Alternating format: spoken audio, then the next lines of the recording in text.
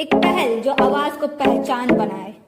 Madhepura Saharsa NH 107 पर गोलीकांड में मृतक दरभंगा जिला अंतर्गत बहेरी प्रखंड के चकला निवासी भरत यादव के परिजनों से यूथ इंडिया के राष्ट्रीय अध्यक्ष राजेश यादव, यादव आर्मी के प्रदेश अध्यक्ष चंदेश्वर यादव, यादव सेना के जिलाध्यक्ष रामकुमार यादव ने मुलाकात कर शोक संवेदना व्यक्त किया।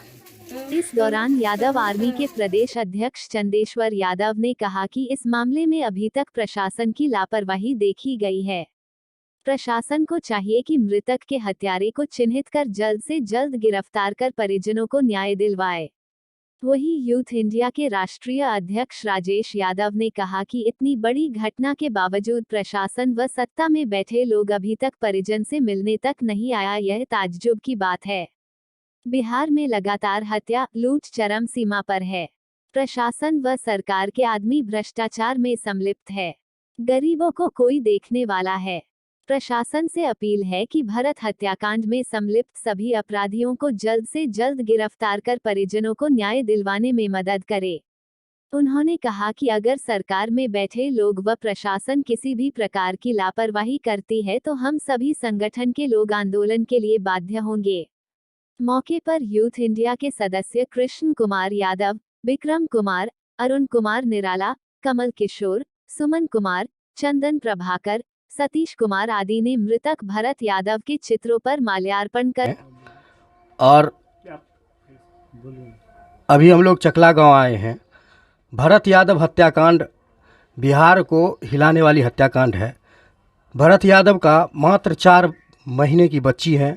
उनके घर में कोई और कमाने वाले नहीं हैं और उनके परिवार में सबसे शिक्षित भरत यादव जी थे और उनकी हत्या इसलिए कर दिया जाता है क्योंकि किसी कंपनी को वो रिज़ाइन कर देते हैं।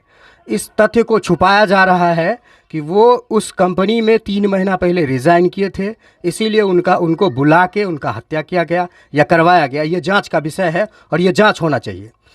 सबसे बड़ी मुद्दा ये है कि अभी तक किसी भी प्रकार का प्रशासनिक कोई मदद नहीं मिला है, न ही कोई आर्थिक मदद मिला है। परिवार के लोगों का रोते रोते बुरा हाल है और उनके परिवार में किसी भी प्रकार का कोई मदद नहीं मिला है। इसी क्रम में आज यादव सेना संगठन के, यादव आर्मी संगठन के, यूथ इंडिया संगठन के और बहुजन मोर्चा के सभी साथी यहाँ आए हुए हैं, उनके संघर्षशील साथी आए हुए हैं। तो हम जानने की कोशिश करते हैं कि आप लोगों ने क्या देखा और आपका क्या मांग है और क्या सरकार से न्याय मिलेगी या नहीं मिलेगी। देखिए, सबसे पहले तो हम भरत जी के परिवार के प्रति गहरी शोक संवेदना व्यक्त करते हैं। यहाँ का स्थिति देख के तो हम बहुत भावुक हो गए हैं। प्रशासन की ओर से अभी तक कोई पहल नहीं देख रहे हैं, ना ही कोई नगर विधायक या हमारे MP MLA कोई भी इनसे मिलने आया है या कोई तरह का बात आर्थिक मदद हो, किसी तरह से कोई मदद नहीं मिला है। परिवार का स्थिति बहुत ही दयनीय है जो हम लोग देख रहे हैं। यहाँ देखने के बाद पता चलता है कि यहाँ की क्या स्थिति है। हम चाहेंगे कि उस 4 महीने के बच्चे को या उस परिवार को आर्थिक मदद मिले सरकार की तरफ से। उस परिवार में वो पढ़ा लिखा था, चाहता था कि हम अपने परिवार को सुशिक्षित बनाएं। तो जिस तरह से उसका परिवार सुशिक्षित हो वो व्यवस्था सरकार देखेगी। हम लोग चाहेंगे कि उधर जो प्रशासन थोड़ा सा लापरवाही बरत रहा है उस पर कार्रवाई हो, अच्छे से अच्छे तरीके से, चाहे जैसे हो। हम लोग डिमांड करते हैं कि उसको, अपराधी को सज़ा मिले, उसे जेल पहुंचाया जाए।